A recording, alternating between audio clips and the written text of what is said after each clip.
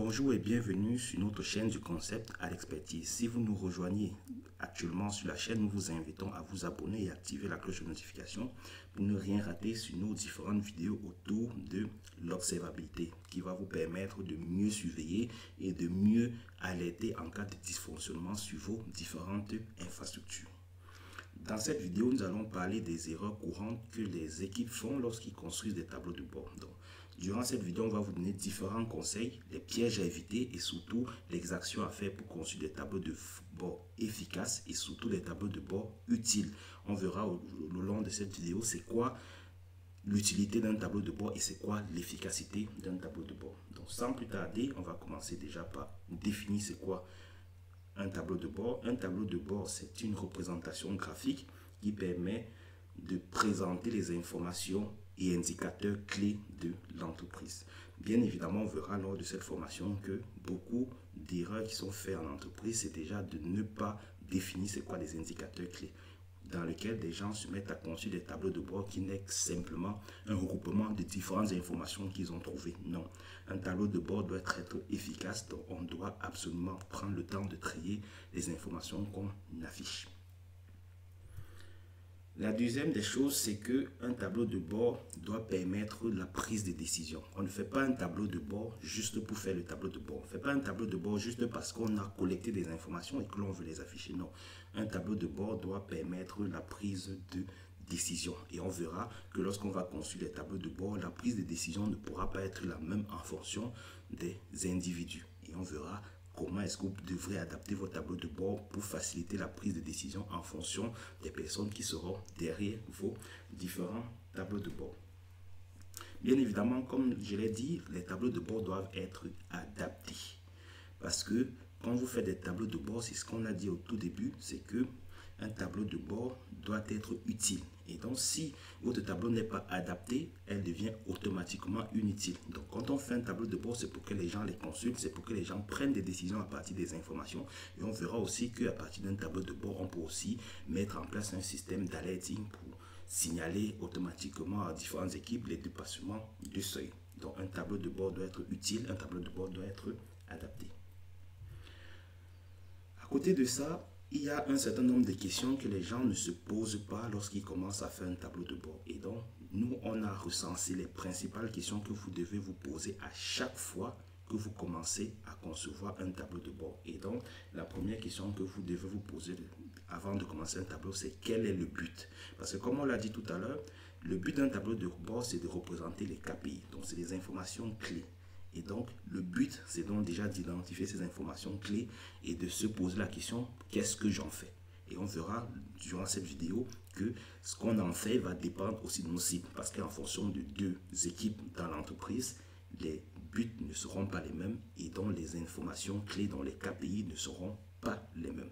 On va travailler avec potentiellement les mêmes informations, mais en fonction de la cible, les informations importantes vont totalement changer. On expliquera tout ça le long de la vidéo. La deuxième question, c'est quelle est la réponse que les gens doivent trouver. Parce que si vous faites un tableau de bord et que les gens y viennent et qu'en sortant du tableau de bord, ils n'ont pas obtenu une réponse, ça veut dire que votre tableau de bord n'est pas utile. Parce que quand je viens d'un tableau de bord, je dois retrouver rapidement l'information qui m'est destinée. Et donc, si votre tableau de bord ne permet pas de répondre rapidement aux questions de vos interlocuteurs, ça veut dire que vous avez conçu un tableau de bord inutile. Donc, posez-vous bien cette question. Quelles sont les questions auxquelles le tableau de bord doit répondre? À côté de ça, comme je l'ai dit tout à l'heure, la population. Quelle est la cible de votre tableau de bord? Et on verra que dans les bonnes pratiques de réalisation d'un tableau de bord, avant de commencer à faire un tableau de bord, vous devez vous poser la question, quelle est ma cible? Et on verra qu'en fonction de votre cible, les KPI seront différents. En fonction de votre cible, l'organisation, l'ordonnancement du tableau de bord sera aussi différent.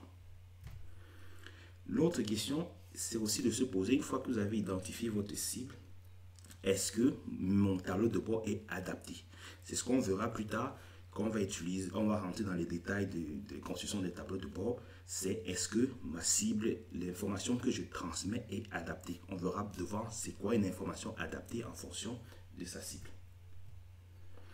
Et donc, quand vous allez travailler avec les tableaux de bord, il y a un certain nombre de terminologies que vous devez connaître.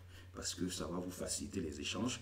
Ici, je vais vous mettre un certain nombre de terminologies parce que la problématique quand on travaille en observabilité, c'est qu'on va souvent être en train de switcher entre outils et malheureusement, entre ces différents outils, ils ne vont pas nommer les éléments de la même manière.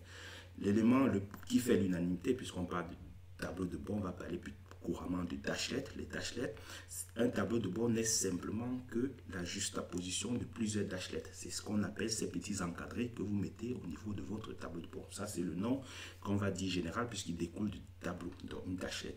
Mais en fonction du programme dans lequel, si vous êtes par exemple plutôt dans un programme comme Grafana, on parlera plutôt de panel. Donc un tableau de bord, c'est qu'une juxtaposition de panel. Si vous travaillez d'un outil comme Kibana, on parlera qu'un tableau de bord, c'est une juxtaposition de visualisation.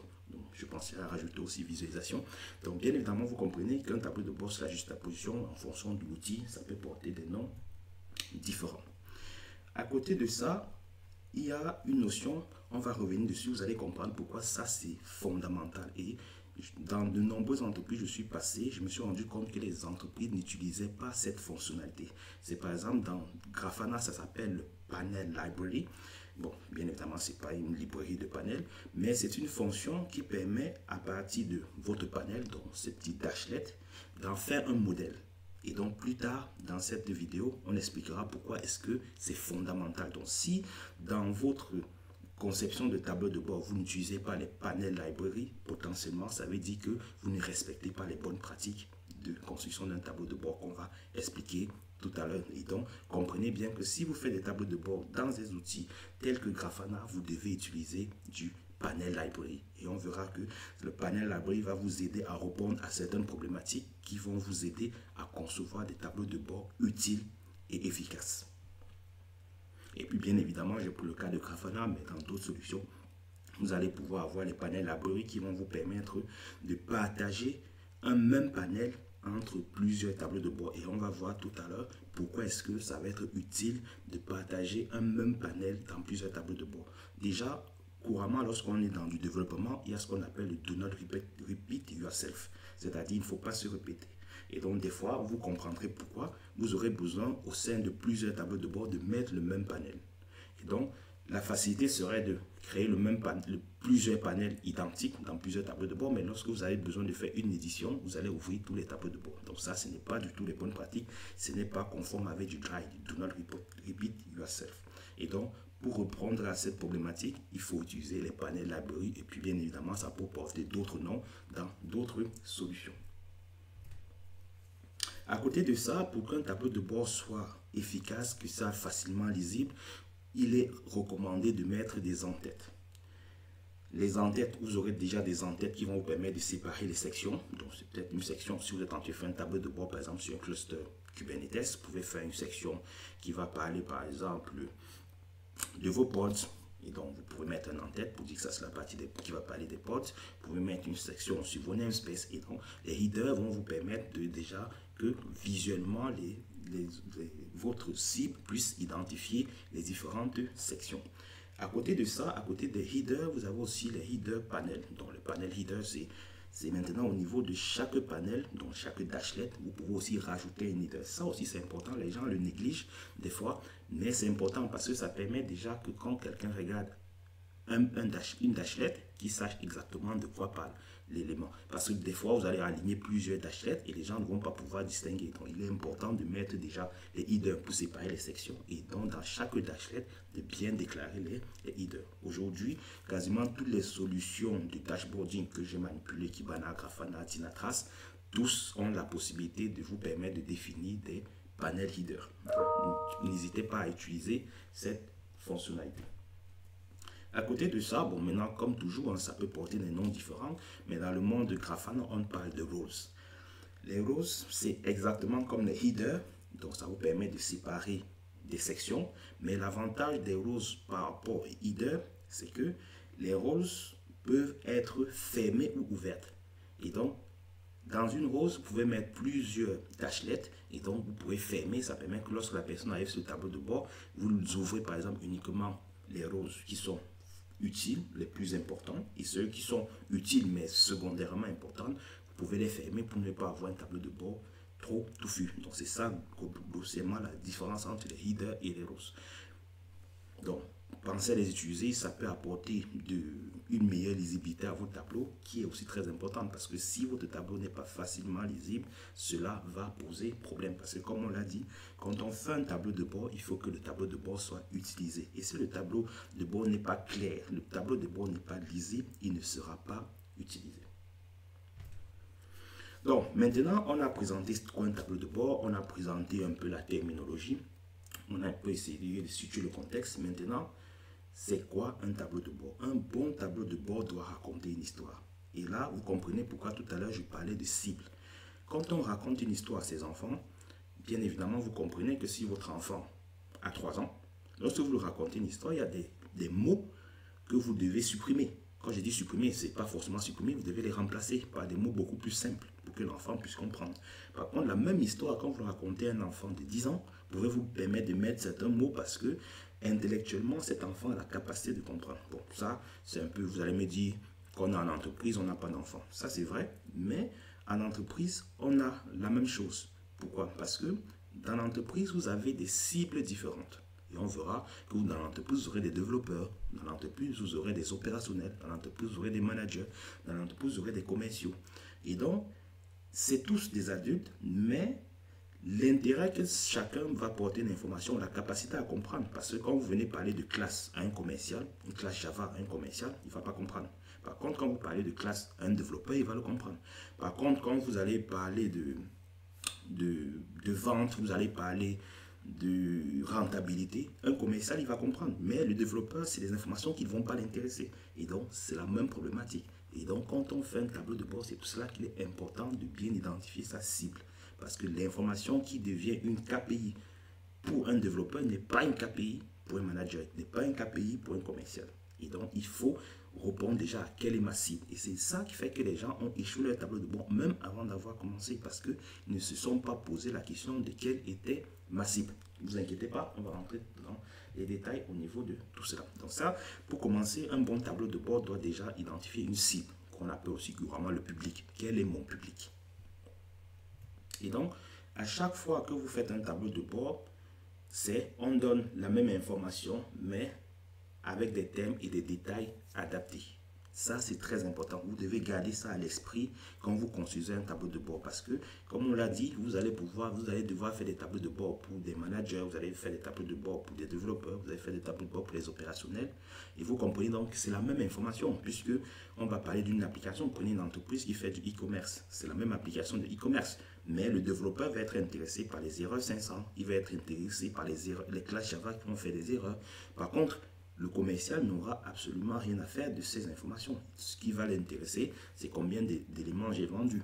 Quels sont les nombres de retours négatifs que le client me fait. Ça, ce sont les informations que le commercial va souhaiter retrouver dans son tableau de bord. Le manager, lui, il va espérer voir le taux de vente, le taux de retour.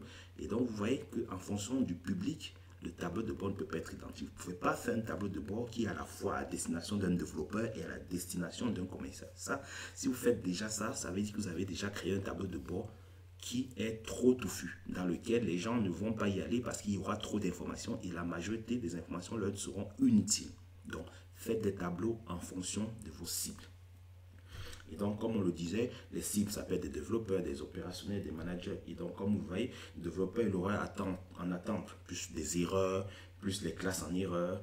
Quand l'opérationnel, lui, il aura plus en attente de la consommation CPU, la consommation RAM, les namespaces, les quotas. C'est ça qui va attendre un opérationnel dans un tableau de bord. À côté de ça, lorsque vous allez prendre un commercial, lui, il va vouloir suivre le chiffre de vente. Donc, vous comprenez que les attentes, donc les KPI de ces différents interlocuteurs ne peuvent pas être identiques. Et donc, si vous voulez faire un seul tableau de bord pour ces 4 cibles, qui n'est qu'un exemple, vous allez déjà faire un tableau de bord qui finit par être inutile. Parce que chacun va se retrouver avec trop d'informations qu'il ne comprendra pas. Et donc, on dira que ce tableau de bord, c'est plus pour les autres. Et donc, si vous faites un tableau de bord qui est défini comme étant pour les autres, ça veut dire que vous avez raté une étape. Ça, c'était le premier élément. Quelle est ma cible? Le deuxième élément à vous poser comme question, c'est quel est mon support? Et ça, c'est aussi une erreur que beaucoup commettent. Ils se lancent dans la création d'un tableau de bord sans se poser la question, quel est mon support de diffusion? Et donc, bien évidemment, c'est tout comme on l'a dit précédemment, c'est toujours la même information, mais on doit la donner avec des détails adaptés. Donc, quand vous êtes en train de transférer l'information, il faut connaître le support. Et donc, quand on est en train de faire un tableau de bord, si le tableau de bord à destination d'un cockpit de supervision, vous comprenez que les rôles, nous en ai parlé tout à l'heure, qui vous permet de fermer ou d'afficher ou de masquer un certain nombre de panels, est inutile lorsqu'on fait un tableau pour le cockpit. Le cockpit, ils doivent d'un coup d'œil voir toutes les informations. Quand vous faites un tableau de bord à destination de vos différentes équipes, ils vont le regarder sur PC, sur l'écran de leur portable, ils vont le regarder sur le moniteur. Donc vous comprenez que le tableau doit être adapté à ces différentes tailles. C'est par exemple le cas lorsque vous travaillez avec des tableaux de bord de type Canva, qui va beaucoup travailler sur les positions.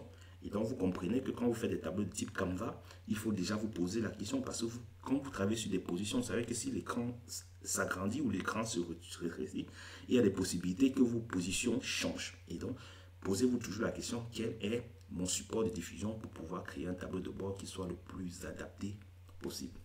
Et puis, bien évidemment, vous avez les différents supports qui sont proposés.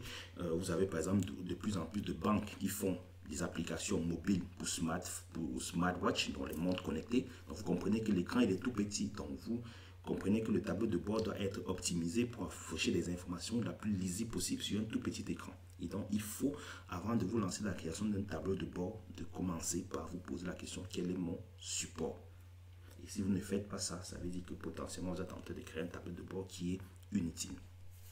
Une fois que vous avez réglé le problème de support, il y a la question de la hiérarchie. Quand je parle de hiérarchie, souvenez-vous, je vous ai dit que vous avez, le but d'un tableau de bord, c'est de représenter des KPI. Mais pour un développeur, même pour un développeur, vous aurez différents KPI et ces KPI n'auront pas le même degré d'importance. Un indicateur, par exemple, pour un développeur, c'est combien de personnes vont, par exemple, appeler une classe. Ça, c'est important. Mais ce n'est pas plus important que le nombre d'erreurs 500 que l'application génère. Donc, pour un développeur, c'est la même information qui est utile, mais avec des degrés différents. Et donc, quand on fait un bon tableau de bord, les KPI les plus importants sont toujours mis en dessus. Parce que l'idée, c'est que quand les gens vont scroller, donc quand ils vont descendre dans le tableau de bord, c'est pour aller voir un peu ce qu'on va appeler le détail. Mais dès que les personnes rentrent dans un tableau de bord, ils doivent avoir accès le plus rapidement possible à l'information la plus pertinente. Et notre modèle de lecture fait que l'on lit de la gauche vers la droite, ce qui implique que l'information la plus importante doit toujours être positionnée en haut et à gauche. Donc, quand vous ouvrez un tableau de bord, le premier élément que vous mettez en haut et à gauche doit être l'élément le plus important, puisque visuellement, lorsque l'œil va arriver sur un tableau de bord, c'est la première information auquel il va accéder. Et donc, vous devez y mettre l'information la plus importante. Et donc, on va parler des notions d'alignement. C'est ce que j'en ai parlé en haut, en bas, à gauche, à droite. On va parler des notions de forme. Est-ce que, donc bien évidemment, le but, c'est pas de mettre des carrés, des rectangles. Non, quand on va parler de forme, c'est est-ce qu'il faut faire un histogramme? Est-ce qu'il faut faire un pie chart? Est-ce qu'il faut faire un donut? Est-ce qu'il faut faire un tableau? Ça, en fonction de l'information que vous voulez représenter, cela peut être différent. Je prends un exemple. Si vous voulez représenter, par exemple, le coût de vente, pour un commercial, il va sur le terrain, il vend. Donc, il sait à peu près qu'il a vendu. Donc, il sait que son chiffre d'affaires grimpe. Donc, lui, il n'a pas forcément besoin d'avoir un histogramme où il voit le chiffre d'affaires qui grimpe de manière sous forme de courbe. Mais par contre, lui, il a besoin d'un instant que l'on entend pour savoir combien j'ai vendu dans la journée. Donc, comprenez que pour un commercial, par exemple, lui, ce qui va peut-être l'intéresser, c'est peut-être un chiffre fixe qui lui dit aujourd'hui, voilà ce que tu as fait comme vente. Mais pour la même information, pour son manager, vu que le manager, lui, aura maintenant le recul dans lequel il va voir ce que le commercial vend et il va aussi voir éventuellement ce qu'il fait, il y a comme retour. Parce qu'une fois que le commercial a vendu un produit, en général, quand le client fait un retour, ce n'est pas au commercial, c'est au service après-vente. Donc, vous voyez, le manager, comme il est au-dessus de ces deux personnes, lui doit voir la courbe de ce qui se vend, ce qui se retourne, donc ce qui fait baisser le chiffre d'affaires. Et donc, ça devient intéressant d'avoir une courbe. Et donc, vous comprenez que c'est la même information, mais en fonction du public, on ne la représente pas de la même manière parce que les attentes ne sont pas les mêmes. Donc, faites bien attention lorsque vous faites un tableau de bord, choisissez minutieusement le type de visualisation. À côté de ça, comme je l'ai dit, il y a des informations qui sont très importantes. Et donc, les dashlets, la taille du dashlet doit aussi représenter l'importance de l'information. Pour une information importante, il faut qu'elle ait suffisamment de taille pour que d'un coup d'œil, l'information soit lisible le plus rapidement. C'est par exemple ce que les banques font aujourd'hui. Aujourd'hui, dès que vous entrez sur votre compte bancaire, il y a un encadré tout en haut dans lequel vous voyez quel est votre solde à cet instant T. Et donc ça fait dès que vous voulez, comme je sais, comme bien évidemment vous avez un petit bouton qui permet de masquer, mais les banques ont bien compris que lorsque les gens entrent sur leur compte, ils auront besoin de voir le détail de leur mouvement financier, mais la première chose qu'ils auront peut-être besoin, c'est de savoir quel est mon statut financier, combien est-ce que j'ai dans mon solde. Et vous comprenez que la position, la taille va avoir toute son importance. Quand vous faites une représentation aussi au niveau d'un tableau de bord, il y a aussi ce qu'on appelle le feu tricolore. Le feu tricolore, c'est ce que tout le monde connaît, c'est sur la route, ça nous aide à savoir s'il faut avancer, s'il faut s'arrêter. Mais lorsqu'on fait un tableau de bord, on dit qu'il faut aussi respecter les feux tricolores. Pourquoi est-ce qu'il faut respecter les feux tricolores? C'est tout simplement pour dire que lorsqu'on représente un chiffre, c'est bien de représenter un chiffre, mais imaginez vous entrez sur votre compte bancaire et quand on vous met un chiffre, 125, il faut bien que le banquier vous donne une indication. C'est pour cela que si votre solde bancaire est par exemple positif, l'idée ce sera de mettre par exemple ce solde bancaire au vert. Donc c'est la même information qui va être mise au vert. Mais si votre solde bancaire est par exemple négatif, ce serait bien de mettre cette information en rouge. Ça fait que dès que la personne rentre, il voit qu'il est en rouge. Après, vous pouvez mettre du jaune. Et puis bien évidemment, ça c'est les trois couleurs générales qu'on utilise, mais ça ne nous empêche pas d'utiliser les autres couleurs. Mais cet avantage de ces trois couleurs principales, le vert, le rouge et le jaune, c'est que ça vous permet de donner à votre audience l'information sur un état. Parce que c'est bien de donner des chiffres, mais il faut aussi que les gens connaissent aussi des informations sur l'état. À côté de ça, lorsqu'on fait aussi les tableaux de bord, il faut prendre en compte l'interactivité. C'est ce que j'ai parlé tout à l'heure lorsque je parlais des roses. Quand vous êtes un tableau de bord pour le cockpit de supervision, le cockpit n'a pas à venir ouvrir et fermer des roses pour voir quel est l'état des graphes. Donc, on ne met pas de roses quand on fait un tableau de bord à destination d'un cockpit. Mais lorsqu'on fait un tableau de bord à destination d'un développeur, on peut mettre des roses puisque le développeur, s'il trouve que l'information n'est pas importante, il peut la fermer. Ça permet de réduire les informations qui sont affichées. Donc, vous comprenez que quand on fait un tableau de bord, certains sont juste destinés à être affichés, d'autres sont destinés à créer de l'interactivité. Et donc, il y a différentes manières de créer de l'interactivité au niveau d'un tableau de bord. Il y a déjà les filtres que je vous encourage fortement à utiliser. Presque toutes les solutions d'observabilité aujourd'hui ont intégré la notion de filtre à travers les variables qui vous permettent de, par exemple, si vous suivez un cluster Kubernetes, juste en, par exemple, mettant une variable qui est, par exemple, celle qui contient le nom de cluster, la personne qui regarde votre tableau peut juste sélectionner le cluster qui correspond à son équipe projet. Et donc, derrière, les différentes informations, les quotas vont donc correspondre, vont être recalculés pour afficher uniquement ces quotas, pour afficher uniquement ces pods. Et donc, ça, c'est important de mettre les filtres pour permettre aux gens de sélectionner l'information dont ils ont besoin. L'autre élément aussi, c'est ce qu'on appelle le drill down. Le drill down, c'est la capacité que vous allez faire que vos tableaux de bord vont être liés. C'est-à-dire, lorsque les gens arrivent sur un tableau de bord, en général, ce qui est conseillé, c'est de commencer par un tableau de bord assez simple, dans lequel ils ont éventuellement la liste des projets. Ils ont éventuellement... Pourquoi est-ce que c'est important? Parce que, souvenez-vous, des fois, lorsqu'on va parler d'une équipe, le manager, il sait qu'il y a un projet qui est le site e-commerce, mais il ne connaît pas toujours les codes projet. Et donc, souvent, ce qui est fait, c'est qu'on fait une correspondance dans laquelle on sait que le site, la partie panier, ça va correspondre à tel projet. Et donc, le manager, lui, n'a qu'à sélectionner juste le panier. Et derrière ce tableau de bord, par mécanisme de variables et autres, va pouvoir pointer vers un tableau de bord qui va renvoyer sur l'état du cluster qui correspond à l'élément en question. Et donc ça, c'est ce qu'on appelle le mécanisme de drill down, c'est-à-dire je crée des tableaux de bord, mais quand je clique sur les éléments, je peux rentrer de plus en plus en profondeur. Parce que comme on a dit, un tableau de bord doit être efficace. Et quand le tableau de bord a trop d'informations au même moment, il n'est plus efficace parce que la probabilité d'utiliser toutes les informations au même moment est très faible. Et c'est pour ça que les outils de tableau de bord vous permettent de faire des liens pour justement mettre en place le drill down qui vous permet de créer des tableaux de bord avec des visions précises. Donc, pensez à l'utiliser pour donner un peu d'interactivité à vos tableaux de bord. L'autre chose aussi, c'est ce qu'on appelle les tooltips. Ça, déjà, c'est pris en compte par les solutions du dashboarding. Quand vous allez vous positionner sur le donut, déjà, il va afficher un pop-up qui va vous donner un certain nombre de détails. Mais vous aussi, certaines solutions vont vous permettre de rajouter aussi des petits messages. Ça permet que lorsque la personne va venir, par exemple, sur la dashlet, il pourra demander information et il verra que on va vous dire ça, c'était le chiffre de fait du mois de janvier à février, alors que celui-ci, c'est le chiffre d'affaires du mois qui précède. Et donc, c'est important aussi de mettre ces petits pop-up pour que les gens, lorsqu'ils parcourent le tableau en votre absence, soient totalement autonomes. Parce que si vous faites un tableau de bord pour lequel les gens ne sont pas autonomes dans la navigation, dans la compréhension, c'est qu'il y a un loupé quelque part. Donc, profitez de tous ces outils de ces différentes solutions d'observabilité mettent à votre disposition sur la partie dashboarding pour construire des tableaux de bord utiles.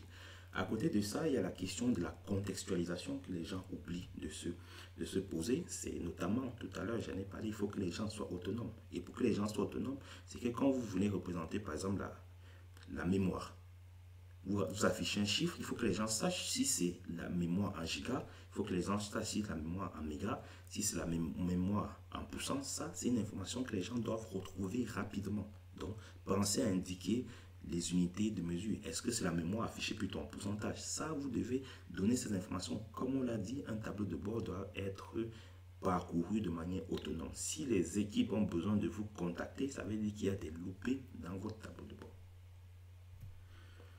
À côté de ça, il y a aussi la notion de période de référence. C'est ce que j'expliquais tout à l'heure. Assez souvent, vous allez faire des tableaux de bord dans lesquels vous allez dire, ok, ça c'est le chiffre d'affaires du mois en cours, mais vous allez faire une comparaison. Et la question c'est, est-ce que je compare au mois précédent ou est-ce que je compare au mois identique mais de l'année précédente? Donc, on est aujourd'hui au mois de mars, donc vous pouvez faire un tableau de bord qui donne les chiffres de vente de mars et puis vous pouvez faire un encadré à côté qui donne les mêmes chiffres mais pour le mois précédent, donc le mois de février. Mais à côté, vous pouvez vous dire non, pour être efficace, il faut que je compare au même chiffre de l'année précédente puisque les conditions étaient les mêmes. Et donc, il faut mettre des périodes de référence pour que les gens savent de quoi est-ce qu'il s'agit. Sinon, les gens vont voir deux courbes, ils ne sauront pas de quoi est-ce qu'il s'agit. Donc, c'est les petites erreurs comme ça que vous faites qui font que les tableaux de bord ne sont pas clairs et facilement exploitables. Et bien évidemment, je parlais aussi des problématiques de comparaison. Quel est l'objectif de ta comparaison? C'est, vous voyez, entre comparer avec le mois précédent et comparer avec le mois identique de l'année précédente, c'est pas le même. Quel est l'objectif? Vous devez renseigner tout ça. Et donc, c'est ce qu'on a dit tout à l'heure. Utilisez tous les outils, les tooltips pour pouvoir mettre des petits pop-up, des petites descriptions pour que les gens, lorsqu'ils arrivent, qu'ils puissent comprendre à quoi est-ce que l'information correspond. Pensez à mettre des notes pour que les gens, lorsqu'ils se déplacent sur le tableau de bord, qu'ils n'aient pas à se poser des questions parce que chaque fois qu'on vous pose une question, ça veut dire qu'il y a une information qui manque sur le tableau de bord. Et donc, la contextualisation est là pour vous aider à répondre à ces différentes problématiques. Et puis, bien évidemment, il y a un certain nombre de choses que je vous encourage fortement à faire au-delà de ces éléments de contextualisation, de public et autres. C'est l'optimisation des requêtes. Travailler sur l'optimisation des requêtes parce que les gens font des tableaux de bord qui ne sont pas optimisés parce que les requêtes qu'ils mettent, par exemple, vous faites des tableaux de bord qui vont requêter dans l'Elasticsearch, vous mettez des requêtes Lucene qui ne sont pas optimisées. Certes, vous aurez le résultat, mais vos tableaux de bord vont être lents à s'afficher. Il faut créer une organisation logique parce que, comme je disais, entre vos encadrés, entre vos dashlets, il faut créer une logique. Parce que, comme on l'a dit, un tableau de bord doit raconter une histoire. Vous ne pouvez pas raconter une histoire. À la page 1, on parle d'un loup. À la page 2, on est plutôt en train de parler d'une vache. Il faut garder un fil conducteur. Il faut garder une logique. Il faut créer une hiérarchie visuelle dans laquelle, lorsque les gens se déplacent sur le tableau de bord, ils sont en train de comprendre une histoire que vous racontez. Et c'est pour ça que j'aime bien cette terminologie que j'ai prise chez les personnes de Grafana, que j'aime beaucoup. Un tableau de bord doit raconter une histoire. Il faut créer une cohérence. On ne met pas les informations dans tous les sens. Il faut créer une cohérence. Et puis bien évidemment, pour des raisons de lisibilité, n'hésitez pas à mettre des fois des petits blancs, des headers pour que le tableau soit facilement lisible. Après, les erreurs, c'est que les gens veulent souvent trop faire. On fait un tableau de bord, on met des représentations 3D, c'est joli. Mais vous créez de la lourdeur. Les gens vont afficher le tableau, c'est lent à s'afficher, alors que ce qu'ils ont besoin, c'est juste d'avoir une information. Gardez les 3D pour faire des animations, pour faire des jeux vidéo. Gardez des éléments simples pour créer des tableaux de bord efficaces. Comme j'ai dit, pensez au feu tricolore, c'est déjà standard, vert, rouge, jaune, comme le drapeau du Cameroun. Mais c'est simple, les gens savent que le vert s'associe à du correct, le rouge à des choses ne sont pas bonnes. Donc gardez une cohérence au niveau de vos couleurs. Ne mettez pas des violets, des oranges, des trucs dans lesquels le tableau de bord, c'est plutôt un feu d'artifice, c'est plutôt un arc-en-ciel. Non, il faut garder une cohérence. Et donc même quand vous gardez une cohérence, faites la cohérence au niveau du rouge. Si vous faites du rouge, un rouge clair, vous commencez avec un rouge clair, finissez avec un rouge clair. Faites pas un coup rouge clair, un coup rouge foncé. Non, créez une cohérence au niveau de vos couleurs. Comme on l'a dit, ajouter des titres, ajouter des étiquettes et surtout supprimer les éléments superflus. Dans un tableau de bord, on ne met que des KPI. Et donc, même dans les KPI, il faut prendre le temps de les trier pour être sûr que vous n'affichez que celles qui sont vraiment utiles. Et puis, en plus des questions que vous êtes posées, est-ce que vous êtes assuré de la fiabilité des données? Parce que, comme on l'a dit, un tableau de bord a vocation à permettre la prise de décision. Donc, si vous faites que les gens prennent des décisions avec des mauvaises informations, ça veut dire que votre tableau de bord crée des mauvaises prises de décision. Donc, assurez la fiabilité de vos données. Vérifiez régulièrement le bon fonctionnement parce que, bien évidemment, des fois, vous allez être en train de faire un tableau de bord, l'équipe va déplacer son projet, ils vont quitter de la VM, ils vont passer sur du Kubernetes, ils vont quitter du on-premise, ils vont passer sur du cloud. Donc, vérifiez vos informations parce que les outils vont souvent aller collecter. Et donc, si vous ne vérifiez pas que le bon fonctionnement, ça veut dire que le projet migre son projet en externe, migre sur du Kubernetes. Et donc, vous êtes en train d'afficher une information qui n'est plus à jour. Donc, allez vérifier toujours que vos informations sont bonnes.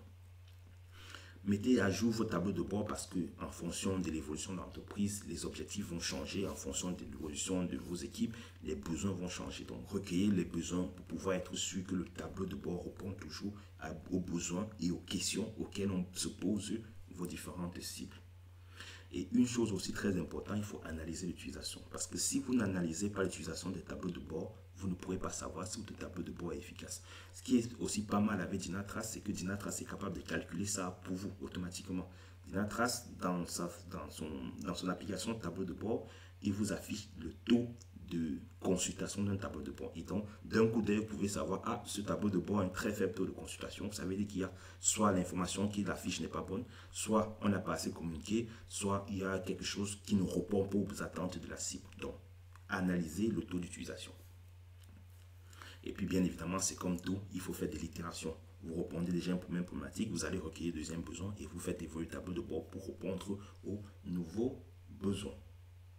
Et puis, en conclusion, comme on l'a dit, il faut comprendre l'objectif et les attentes de votre audience. On ne fait pas un tableau de bord qui n'a pas pour vocation de répondre à des questions. Donc, il faut que votre tableau de bord réponde à des questions.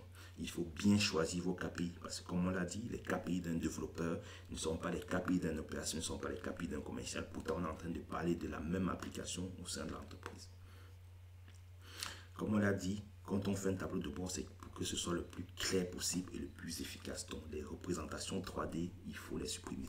Les KPI qui ne sont pas primordiales, il faut les supprimer. Le but d'un tableau de bord, ce n'est pas de mettre toutes les informations qui existent sur un projet. Vous devez sélectionner les plus pertinentes qui permettent la prise de décision et c'est elles que vous mettez dans vos tableaux de bord. Concevez une mise en page intuitive. C'est que quel élément que je mets en dessous, quel élément que je mets en fond. Comme toujours, au-dessus d'un tableau de bord, on met les informations les plus pertinentes pour que dès que ma cible rentre, qu'il ait le plus rapidement possible la réponse à ces questions. Et comme bien évidemment, comme tout, testez vos tableaux de bord, faites des itérations et puis vous avancez. Et puis, si vous devez retenir une seule phrase, c'est celle-ci. C'est un bon tableau de bord pour raconter une histoire en plusieurs versions. Parce que comme j'ai dit, un tableau de bord est toujours à destination des cibles. Vous ne pouvez pas faire un tableau de bord qui va satisfaire un développeur, un opérationnel, un manager. Ça, c'est impossible. Si vous faites ça, arrêtez de faire ça et faites des tableaux de bord différenciés. Pour ne pas vous répéter, utilisez les panels library si vous travaillez dans du Grafana et les fonctions identiques si vous travaillez dans d'autres solutions. Mais faites plusieurs versions de vos tableaux de bord pour répondre à des objectifs. Parce que comme on l'a dit, le tableau de bord a pour but de répondre à des questions. Et puis si je vais terminer ma phrase, et pour chacune, donne la même information, mais avec des thèmes et des détails adaptés. Bien évidemment, les thèmes et les détails adaptés, c'est pas pour dire qu'il y a un tableau de bord pour les enfants, un tableau de bord pour les adultes. Non, c'est que quand vous êtes en train de parler à un développeur, il faut parler avec des choses qui vont l'intéresser.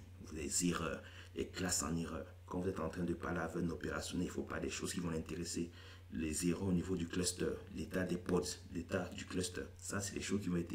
Quand vous êtes en train de parler à un commercial, il faut lui parler des choses qui vont l'intéresser sur le coût de vente. Et donc, il faut que vos informations soient avec des détails adaptés en fonction de la cible. Ça, c'est ce que j'avais à vous dire sur la réalisation de bons tableaux de bord. N'hésitez pas à poser vos questions en commentaire. N'hésitez pas à me suggérer des éléments auxquels j'aurais oublié. On apprend toujours tous les jours. Moi aussi, j'apprends. Et donc, À bientôt sur notre plateforme. Et merci d'avoir pris le temps d'écouter et surtout n'oubliez pas de partager avec vos connaissances.